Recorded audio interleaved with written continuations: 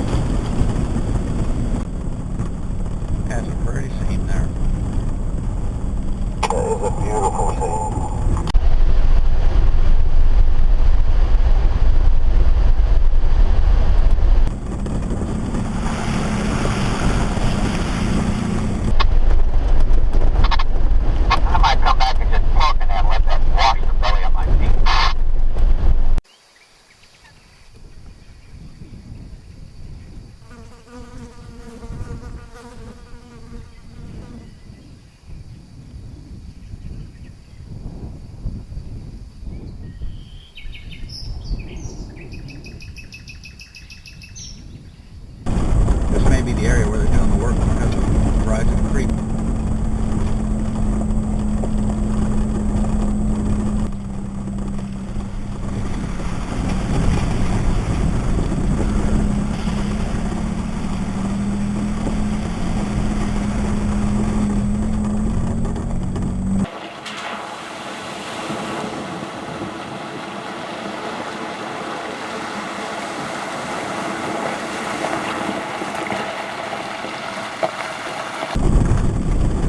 Where the river washed over its banks. I'm not sure how far down they've repaired this. We haven't seen the construction equipment, so I suspect they're down here somewhere working.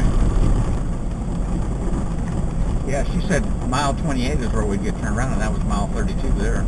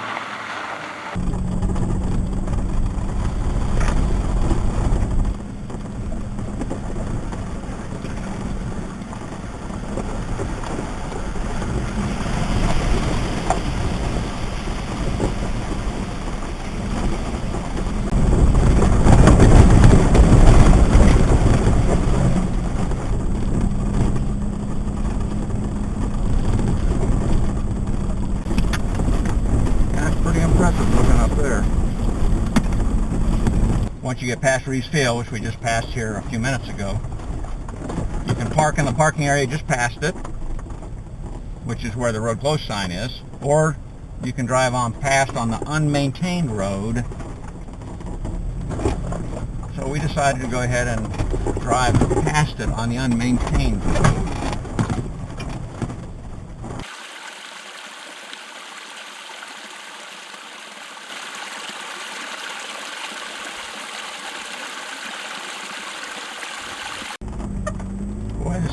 soft and squishy. All this rain.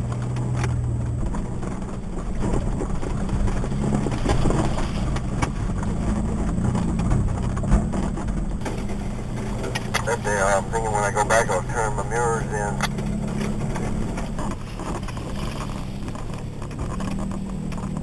Oh wow. Yes. This is pretty cool.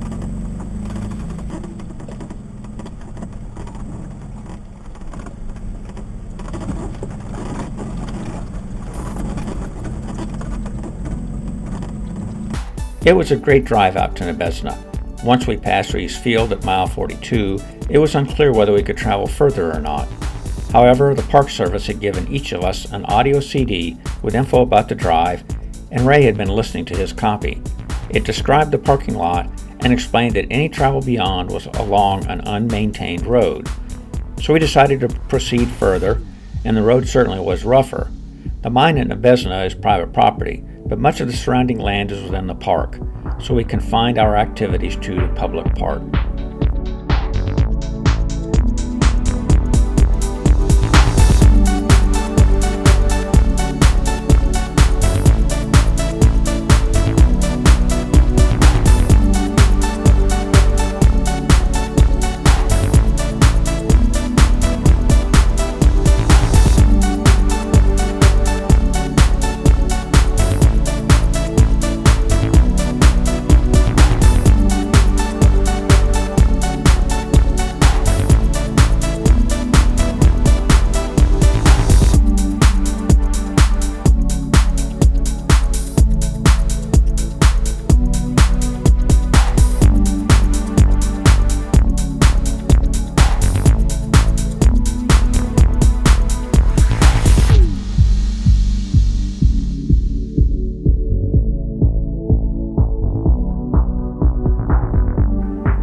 Upon departure, we made a hasty trip to Tok, where we spent the night.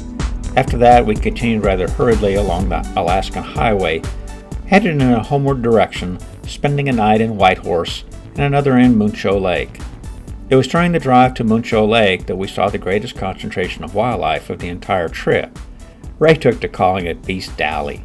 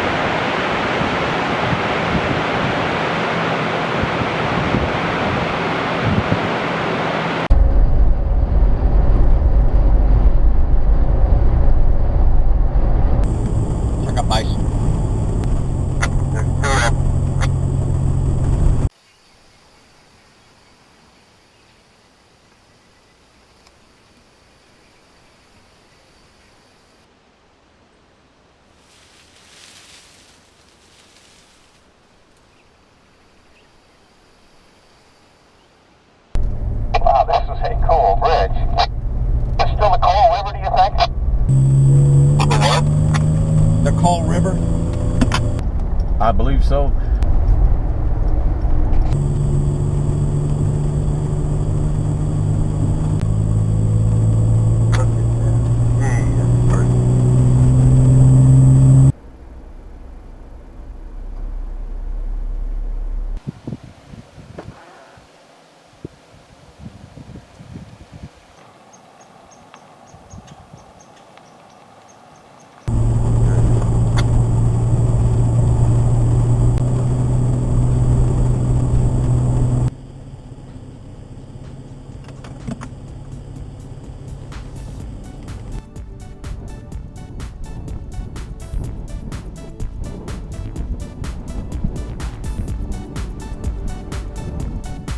We spent that night in a cabin on the shore of Muncho Lake. The lodge there was nicely decorated and has a good restaurant and friendly bar. The lodge also serves as a jump-off point for various wilderness activities, including a flying service from the lake to those other locations.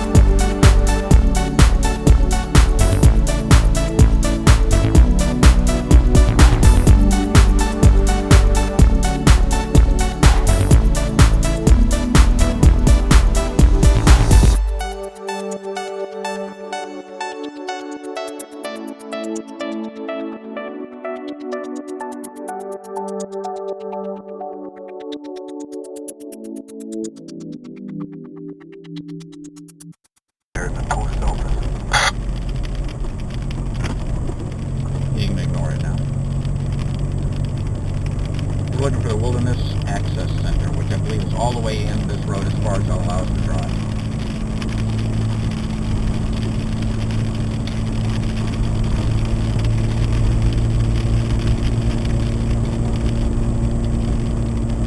Here's how you really enjoy the park. Backpacking. Or, you know, bicycle. That might be a way too. I bet they allow bicycles on the road past where they don't allow the rest of us. Wilderness Access Center. Here we go. I guess Wilderness Access Center's up front. Mark, you didn't hear me, did you? Mark. I hear you, Ray. Aren't you following me? Here. That's why I've been yelling at you for 10 minutes. I'm here where we get the bus tickets. That's where we're going first. Okay, I'm taking a picture of a moose. Oh, I didn't hear that. Come on up the road to the Wilderness Access Center. You'll see the turnoff and turn in there, okay?